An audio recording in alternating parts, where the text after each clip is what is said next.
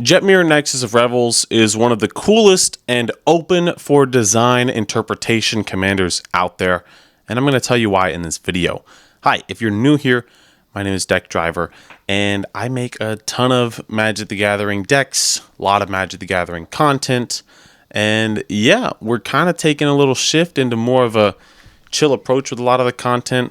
Turns out, I just feel like making educational style videos, it's cool, but you know, there a lot of content creators like me don't really have a lot of credentials when it comes to stuff like that. So there's definitely tips that I can give, but I definitely like talking a lot more about how I like to play and my creative process behind it, because that's what I really like and enjoy about Magic the Gathering, especially Commander, is the creativity that goes into building decks. And that's exactly what we're going to be talking about today with my Jetmare Nexus of Revels list. Now, Jetmare, the reason I say it's so open to different design philosophies and just so open is because it's essentially a win con in the command zone. Simple as that, right? You have a simple goal. Anytime somebody sees Jetmare, they're like, oh, if he or she gets to 8 creatures on the battlefield, the game's basically over. You've probably lost, right? But this means that you can play Jetmare at any time. You could try to turbo out 9 tokens before they have a board wipe or a farewell or anything like that, and have Jetmare come in on turn 4 and hope and pray that you've got 9 tokens that you can just kill 1 to 2 players with, right? Or you play a really slow strategy and you can just wait. You just wait there and get to like 8 actual creatures on the battlefield, all non-token creatures. You could do that, right? And just have a bunch of stacks pieces, go really slow, make sure that you're able to just kind of grind out the table with just a normal creature-based list. Or you can go a bit more the mid-range style, which is what I kind of have decided to do with Jetmare. Now, if you look at the list, link in the description, by the way, it looks very similar to most other Jetmare lists. I don't really claim to be a super innovative person, but it's the way and the reason as to each of these cards being in the list, which is why I enjoy playing it so much. And just my approach to actually playing the list is, I think, a little different than most, right? Jetmare is a win con, which means you can cast him at any point, which means we could be winning as early as turn 5, and we could be winning as late as turn 10. It really doesn't matter with this kind of list because it's just inevitable. That is the goal that we're getting. Now, the reason why I want to call this the deck driver approach is because I just think it's funny. Because what we're trying to do in this list is set up engines. That's what I like to call them. Engines, right? Deck driver engines. It's pretty funny, okay? As you can tell, I think it's really funny.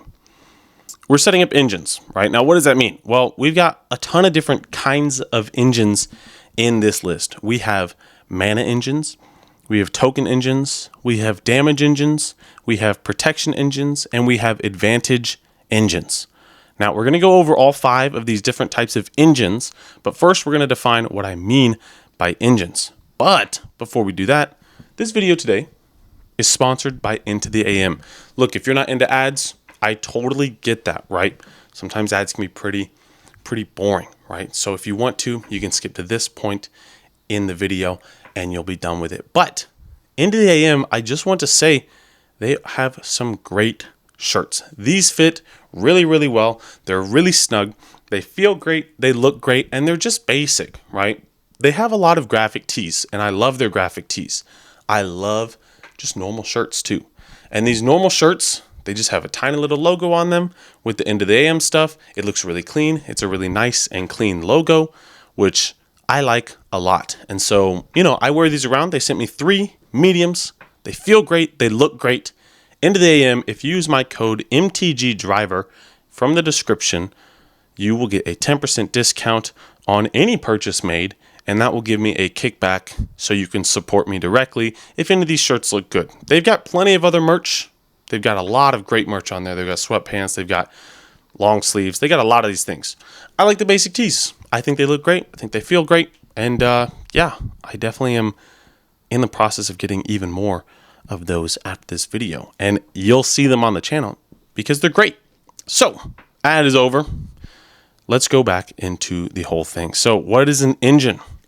An engine is essentially something that can do something, a card that can do something multiple times over. It's similar to like a factory, whatever. It does one process really well, and you can repeat that process over and over. So let me give you an example of our first thing, which is an advantage engine. What does advantage engine mean? Well, card advantage is essentially getting access to more cards. In the most simplest way, it's card draw.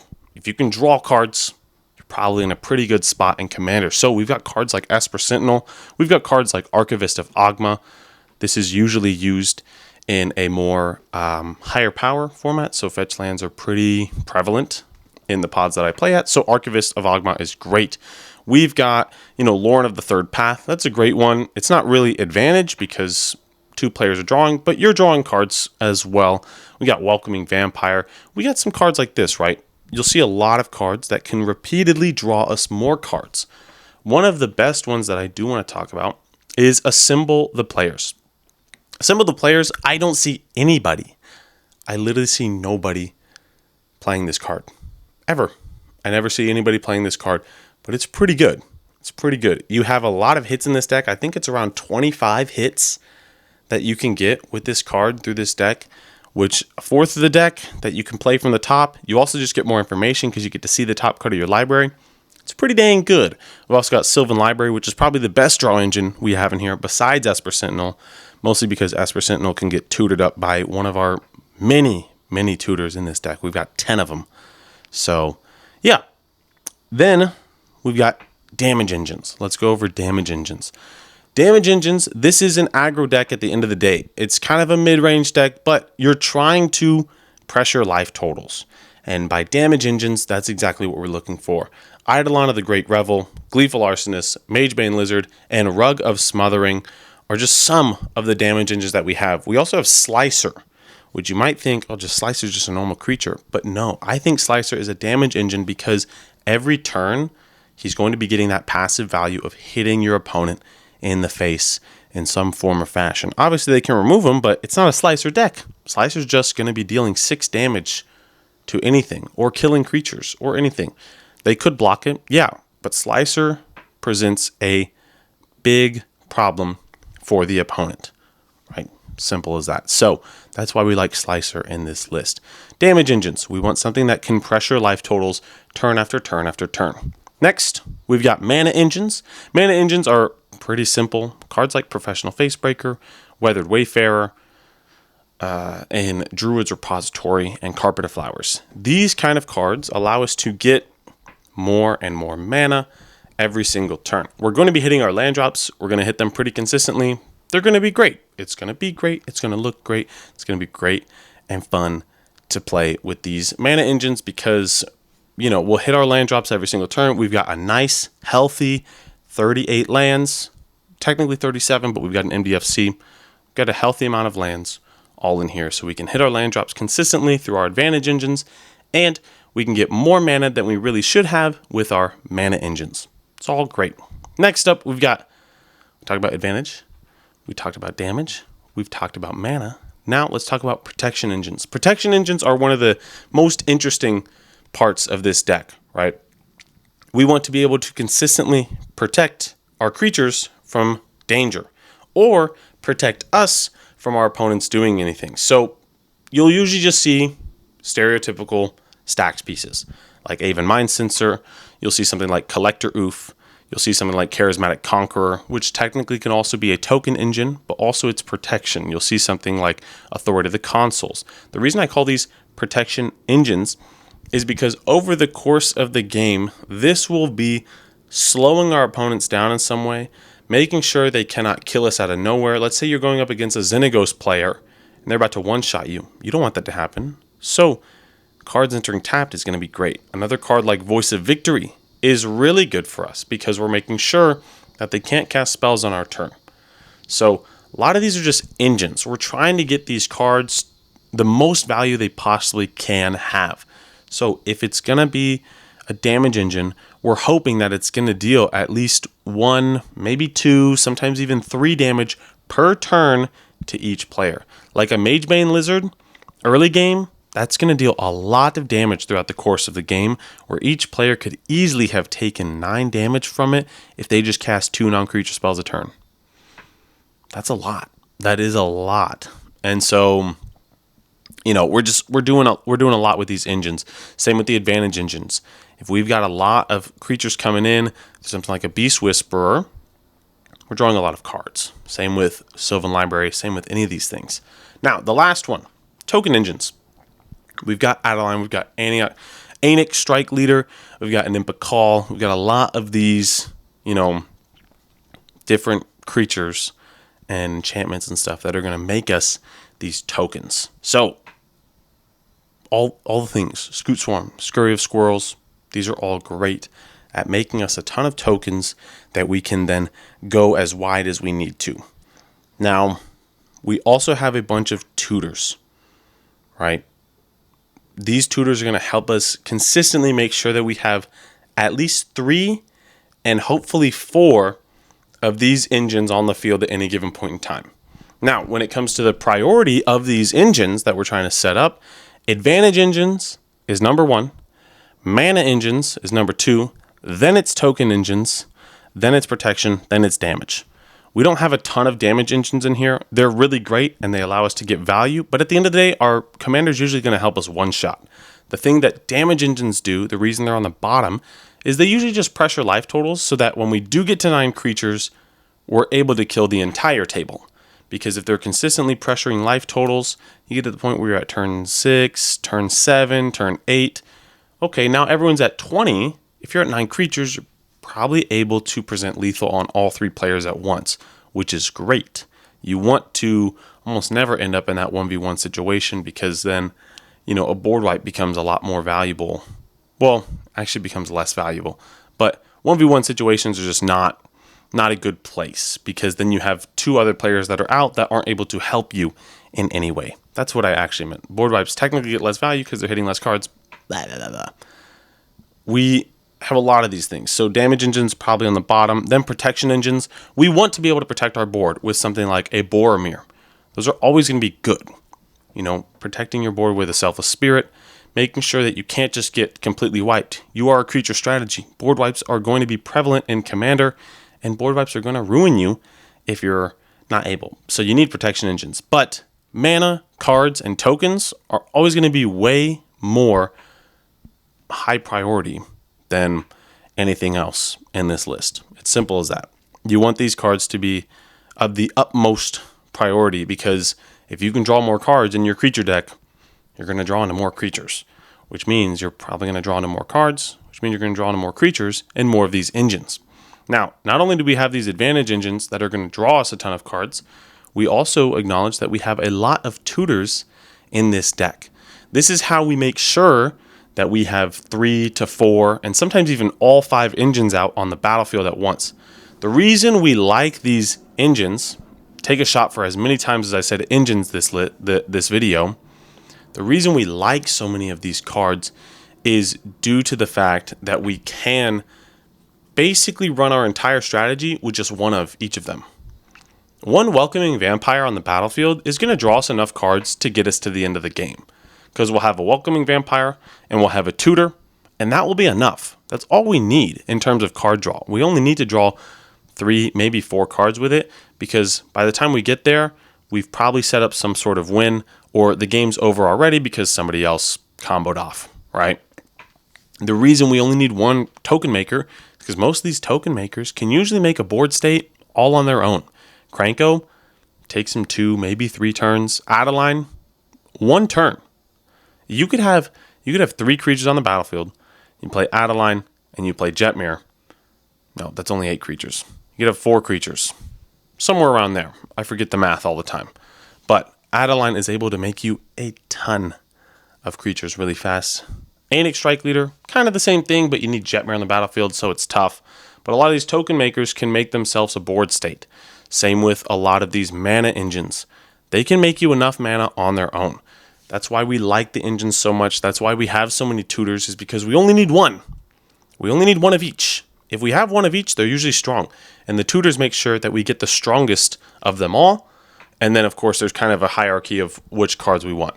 Obviously, like if I were to talk about priority in terms of the best creatures on this list, it'd be something like Enduring Innocence with an Illustrious Wanderglyph with maybe a Collector Oof to shut off all of the activated abilities. Next, followed up by a Gleeful Arsonist or a Slicer, and then maybe a Voice of Victory. That alone, you're probably winning the game. You're probably just going to win the game because you're going to be drawing so many cards. You're going to be drawing 4 cards a turn cycle plus the card for turn, right? This kind of board state is a winning board state. The thing is, though, is that I just named 4 or 5 creatures. You could replace all of those with other engines within their categories. You're probably going to do the same thing, which is why this deck becomes so consistent, which is why this deck is all about inevitability. And eventually it's going to get there because you don't need to worry about drawing your win con. It's right there. It's sitting there on the table in the super protective sleeve that we love to give our commanders. So you're just trying to assemble, I guess you could say, Exodia, because you just need 4 or 5 of these cards as an engine, the little deck driver that could, and you're gonna be in a good spot. Then we have a little bit of interaction, obviously in the form of creatures for the most part. So Witch Enchanter, that's great. Scrap Shooter, can you believe it's a 3-mana 4/4 that allows you to destroy something? All you have to do is give somebody a card. I'd say that's pretty worth it, right? I would definitely say it's pretty worth it.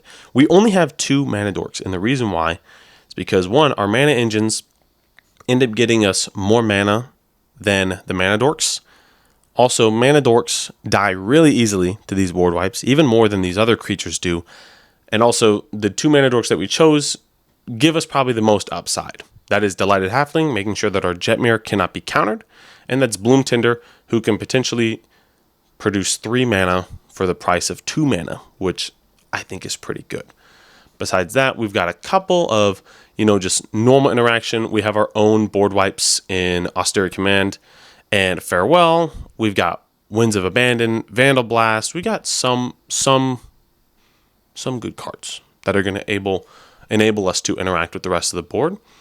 The rest of the time, it's just setting up these engines. How great and how easily can we set up these engines while laying low as possible, making sure these life totals are pressured as best as they can, and then eventually we're going to get to 9 creatures. We're going to get to 9 creatures. I mean, if they board wipe us 3 times, that's unfortunate. But we have plenty of tutors. We've got plenty of advantage. We're making sure that we're not overextending. And you only want one of these engines on the battlefield at a time, right? You don't want to have an Esper Sentinel and a Welcoming Vampire. That's greedy, and you're going to get punished for that, right? You don't want to have a Ragavan and Professional Facebreaker on the battlefield. That is also greedy. You're going to get punished for that, right? A lot of these things, you don't want to have multiple of them. If you already have one in that engine, you need to trust that your card is going to do what it needs to do. Now, obviously, dies to removal. What about single target removal? What about board wipes? What about that? That's going to happen. You're not going to win every game. But when you have a lot of these engines and you're able to set up the whole game plan, turns out it's pretty good. And you actually end up winning a lot of games with this deck because it lays pretty low. It lays pretty low. In terms of order of when to play these, you want to obviously, of course, you want to play that advantage engine first. Then you want to play the mana engine. Then the last thing you want to do is put down that token engine, because usually when the token engine comes down, it's usually an on attack trigger, which means it's going to make it whenever you attack, which means you're just going to win. You're just going to win. You just need to get to 9 creatures, and then maybe only 3 or 4 of them need to actually attack, and they're dealing a lot of damage on their own, which is so great. That's why I love this deck. So, a little bit of a ramble. We got to about 20 minutes in here. Once again, check out the description into the AM for some awesome merch. Fits great. You look great in it. It feels great to wear. It's extremely comfortable. And honestly, it's just a great company. And also, if you buy something from it, you're helping support me directly. And you're getting 10% off when you use code MTGDriver. Another thing, Deck Driver sells Magic the Gathering cards. Can you believe that? If you also want to support me directly, I sell Magic the Gathering cards. It's a pretty low-key business at the moment. It's growing as we go, but we've got a decent stock, and you can find that in the description as well. So thank you all so much for watching. I have been Deck Driver. This has been Jetmare, Nexus of Revels. Let me know down in the comments what your favorite flavor of donut is, and I'll see you guys all again very, very soon. Thank you so much.